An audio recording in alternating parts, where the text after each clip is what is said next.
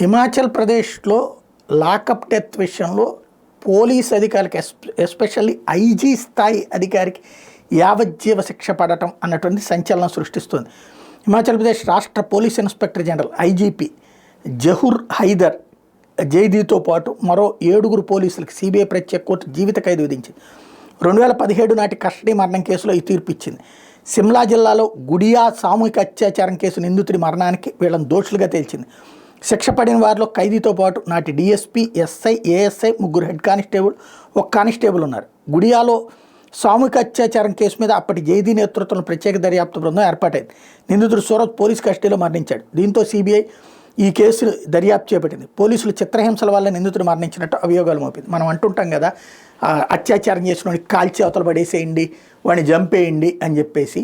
కానీ చట్టం అట్లా దానికి అనుమతించట్లేదు. అలాగే పోలీసులు చేసినప్పుడు ఇప్పుడు సజ్జనార్ గారు ఇవాళకే పనిష్మెంట్ ఫేస్ చేస్తున్నాడు. ఆయన మెయిన్ స్ట్రీమ్ పోస్టులు లేకుండా అయిపోయింది. ఆయన శాలరీస్ ప్రమోషన్ లేకుండా పోయింది. ఆ టీం మొత్తం ఇబ్బంది పడుతున్నారు.